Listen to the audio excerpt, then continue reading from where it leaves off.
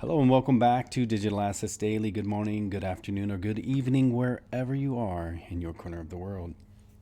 I want to bring up an article. I tried to find the oldest one I possibly could. The one I did find was November 5th, 2018, dated at 11 a.m. The headline was Bitcoin will burn the planet down. The question, how fast? A new paper concludes that it takes more than 4 times as much energy to mine $1 of Bitcoin as mining $1 of copper. I really don't want to go through too much of this article, but I will go through some of it. The reason I brought this up is because you have... actually, let me expand this really quick. Someone did leave me a message saying they would love it if I would zoom in a little bit so they could follow along. And I did remember, so I hope this is exactly what you're looking for. The reason I want to bring this up is there's a lot of new, I guess you could say, attacks. Let's go with conversation on Bitcoin being not green, let's say, and being a affecting the environment. It seems that right now the global financial world is pushing and promoting a green digital asset to be the world asset to use for CBDCs, etc., and on and on. So it seems right now there is a conversation in regards to Bitcoin being the least of the green in its efforts to mine the remaining Bitcoin. So I tried to pull up as the oldest one that I could find, and I did find this one back in 2018. Just curious of how long this process has been going on, or when it was obvious that it had begun this conversation, so to speak. And I went back, the first one I could find, or the oldest one, not in a deep research, I didn't really care that. I just wanted something easy to see and easy to find, and it was in 2018. So, all right, let's go into a little bit of this just to see what they're thinking back in 2018, since now is a fresh thing in regards to Mark Carney, Christine Lagarde, and a few others have mentioned, again, about the Bitcoin high electricity rate and the global warming coming up to the climate crises. And I believe that's probably going to be an issue of conversation and discussion at the Davos event that's this week, where Brad, I believe, speaks tomorrow. Brad Garlinghouse speaks tomorrow, CEO of Ripple for the new people. And Christine Lagarde, who used to formerly work at the IMF, who currently now works at the ECB. Blanking, apologies. And then I believe someone mentioned that Donald Trump was also going to be speaking this week. I did get someone a message in my Twitter. I think he said tomorrow. I was a bit busy at the time. For some reason, I was thinking he was speaking on the date of Christine Lagarde on I believe, the 23rd. Either way, Max Krauss was thinking of buying some Bitcoin, as one does, but Krauss is an engineer. Mostly he works on modeling greenhouse gas emissions from landfills. So his first step was to run the numbers. He looked at price, of course, but also how fast the world's Bitcoin miners create new Bitcoins and the ledger that accounts for them. And he looked at how much electricity that would seem to require. I thought, man, this is a lot of energy, Krauss says. I thought it can't be true that people are using this much energy, but it is. Krauss's calculations aren't just back-of-the-envelope noodling, cryptocurrency blog trolling, or even white paper crossfire.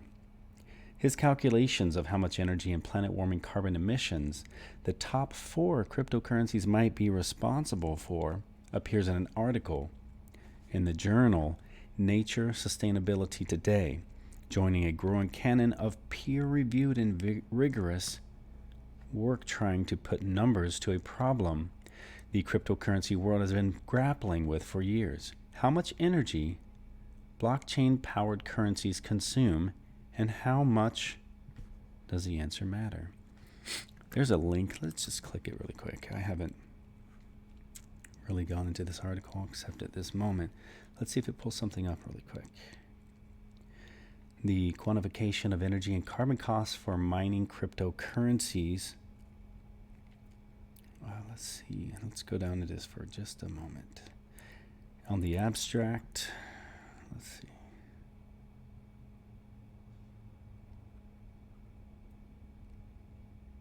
Okay. Let's just go through this really quick. There are now hundreds of cryptocurrencies in existence, and the technological backbone of many of these currencies is blockchain, a digital ledger. Let me zoom really quick. I'm sorry. I'm remembering, guys. I appreciate your comments down below of how you think I could make the show better. Obviously, I'm not going to be able to get to every single one of them, but the things I can, I will consciously do to make the show better. And thank you. There are now hundreds of cryptocurrencies in existence, and the technological backbone of many of these currencies is blockchain, a digital ledger of transactions. The competitive process of adding blocks to the chain is computation intensive and requires large energy input. Here we demonstrate a methodology for calculating the minimum power requirements of several cryptocurrency networks and the energy consumed to produce $1 USD worth of digital assets. From January 1, 2016 to June 30, 2018, we estimate that mining Bitcoin, Ethereum, Litecoin, and Monero consumed an average of 17.77 and 14 MJ to generate 1 USD, respectively. Comparatively, conventional mining of aluminum, copper, gold, platinum, and rare earth oxides consume 122, 4, 5, 7, and 9 MJ to generate 1 USD, respectively, indicating that, with the exception of aluminum, crypto mining consumed more energy than mineral mining to produce an equivalent market value. While the market prices of the coins are quite volatile, the network hash rates for 3 of the 4 cryptocurrencies have trended consistently upward, suggesting that energy requirements will continue to increase. During this period, we estimate mining for all cryptocurrencies was responsible for 3 to 15 million tons of CO2 emissions. I was honestly looking for something a little bit more case specific, I guess, but it really didn't get into too much on that. We'll get into a little bit more of this. I did see something down. Here we go. With that number in hand, you can figure out how much electricity a cryptocurrency consumes. It's 3.6 million joules to 1 kilowatt hour. Past estimates for Bitcoin have ranged from 4 or 5 terawatt hours per year up to 44 terawatt hours per year. As much Hong Kong used in 2017. Krauss says it's more like 8.3 terawatt hours per year, roughly the energy use of Angola. So that gives you a pretty significant thing or idea of how much power those are taking. But Krauss went further, adding estimates for power use by the 3 next most popular cryptocurrency networks, which labeled are Ethereum, Litecoin, and Monero. Tally that up and ballpark the dozens of smaller entries, and you basically double the number, 16.6 terawatts per hour per year, putting cryptocurrency electricity use on a par with Slovenia, with an eye on surpassing Cuba. And then he has it broken down here. That's really all I wanted to get into. This article is still pretty extensive. If you're interested in more of what he discusses in this, feel free to click the link in the description below. I only wanted to touch on that because if it was such a big item in the news currently with regards to all of the digital currencies and digital assets that are happening globally. It is now becoming a global conversation with the leadership of the countries, of the nations. So we wanted to lightly touch on that and lightly discuss on that to share a little information knowledge with you. And now you'll have also a link to refer back to. And again, I picked the earliest I could find at 2018.